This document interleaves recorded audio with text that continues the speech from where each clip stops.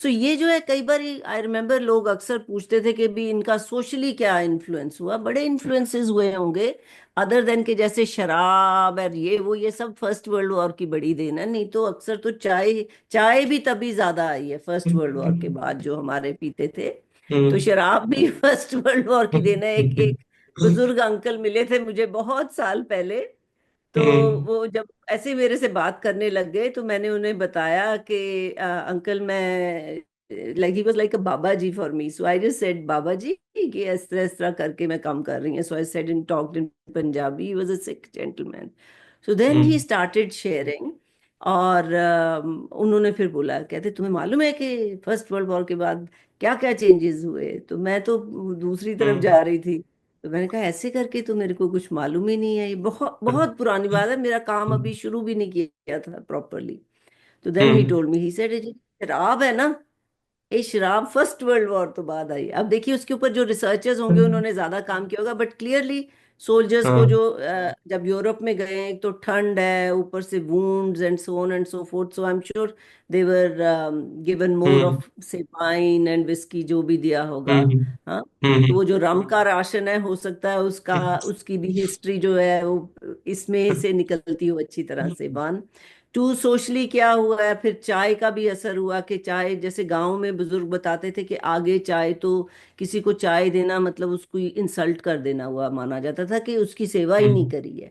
दूध लस्सी जो हमारा इधर का कल्चर है, नॉर्थ का भी और कई दूसरे इलाकों में भी, तो वो दूध लस्सी ही दिया करते थे किसी आए गए को, तो चाय तो होती ही नहीं थी।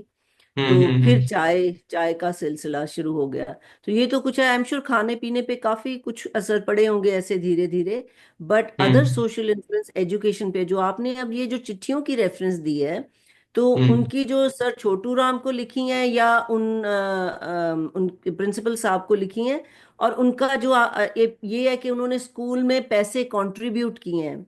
इसी तरह स्कूल ही नहीं, अस्पतालों के लिए भी मुझे मालूम है, पूरा अस्पताल का अस्पताल सिपाहियों ने खुद अपने पैसे दिए हैं। देखो उनकी दिलदारी, देखो, है ना। जैसे इसने चिट्ठी में लिखा था, पैसे तो यहाँ कंकड़ की तरह बरस रहे हैं। दैट्स, वो अंग्रेजी में भी ट्रांसलेटर ने KNKR ही लिखा हुआ, कंकर लिखा हुआ है। तो कंकरों की तरह है। तो मतलब अब 11 रुपए, देखो उस वक्त 10-11 रुपए कितना लगा होगा ना, कि कितना बड़ा अमाउंट है। तो हमें तो अब आजकल तो 10 रुपए में दुकान पे जाओ तो 2 विक्स की गोलियां भी बड़ी मुश्किल से शायद आएंगी, है ना। तो कहाँ 1 रुपए में 20 मिलती थी।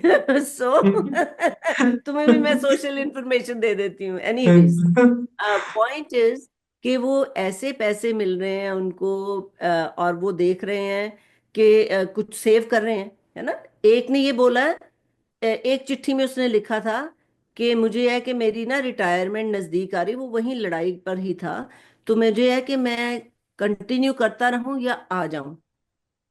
तो कहता कि अगर मैं कंटिन्यू करता हूं तो पैसे मिलेंगे। कहता एक तरफ पैसे हैं, एक तरफ जिंदगी है। ये बहुत अच्छी बात कही है उसने, बहुत अच्छी बात कही है, कि एक तरफ पैसे हैं, एक तरफ जिंदगी है, कि मैं, मेरा डिसीजन उस पे टिका हुआ है। So coming back to the point, कि जो पैसे इन्होंने इकट्ठे किए थे, कईयों के पास ज्यादा होंगे, कईयों के पास कम होंगे, जैसे भी थे उनके हालात। अब भी करते हैं ना हमारे लोग, कई लोग तो बड़े कंजूस हैं, इतना पैसा होते हुए भी नहीं कुछ करते। लेकिन जो कई हैं जिनके पास होता भी नहीं है, वो उनकी हमेशा हाथ खुला रहेगा गिरफ्तारी रहती है। दूसरे को हेल्प करने के लिए, है ना। आप हाँ ट्रेन हाँ। में सफर करते हो, अक्सर कोई खाना खा रहा होता है, वो फट कह देगा आपको कि वुड यू लाइक, हम्म आप परोठा खाइए। नहीं नहीं नहीं, आप नहीं भी खाएंगे तो कहेंगे नहीं नहीं बेटा, लो इधर हमारे साथ बैठ के खाओ। बहुत हम्म सारे सफर ऐसे किए हैं जहाँ पे अनजान लोगों ने खाना खिलाया हुआ है। तो उसमें आजकल तो डेंजर भी आ जाता है कि किसी को बेहोश करके ही ना कुछ कर दें, है ना।